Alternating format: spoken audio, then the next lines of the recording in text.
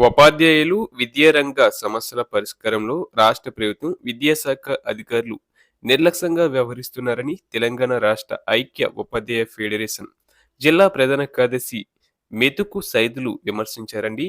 యాదాద్రి భువనగిరి జిల్లా ఆలేరు మండలంలో శనివారం టీఎస్‌యూటీఎఫ్ ఆలేరు మండల శాఖ ఆధ్వర్యంలో సభ్యత్వ నమోదు కార్యక్రమం నిర్వహించారు. ఈ సందర్భంగా మెతుకు సైదులు మాట్లాడుతూ అధికారుల వైఖరి పట్ల ప్రభుత్వ ప్రాథమిక పాఠశాలల క్రమంగా మూతపడుతున్నాయని ఆందోళన వ్యక్తం చేశారు.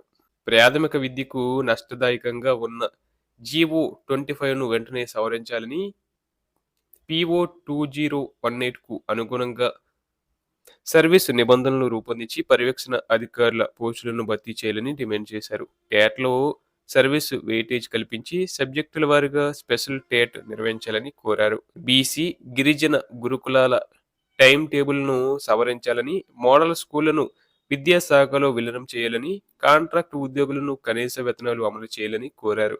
అలాగే 5 విడతల పెండింగ్ డీఏను వెంటనే విడుదల చేసి పీఆర్సీ నివేదికను ప్రకటించి అమలు చేయాలని, పెండింగ్ బిల్లులను విడుదల చేయాలని ప్రభుత్వాన్ని డిమాండ్ చేయడం జరిగింది.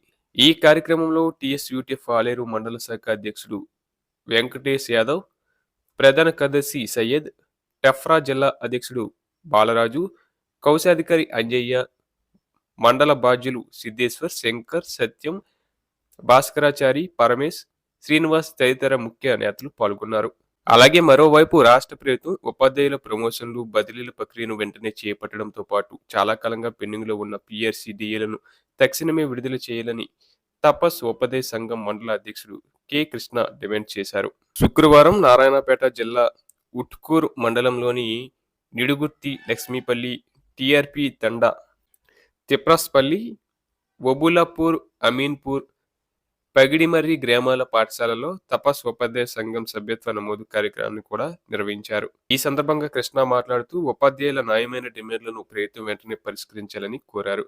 ఒకే కుటుంబంలో 2 ప్రభుత్వ ఉద్యోగులు ఉంటే ఆరోగ్య కార్డు కోసం ఒకరి వేతనం నుంచి చందా మినహాయించాలని డిమాండ్ చేశారు. అలాగే ఉపాధ్యాయుల పదోన్నతులు, బదిలీలను ఆలస్యం చేయకుండా చేపట్టాలని ప్రభుత్వాన్ని కోరారు.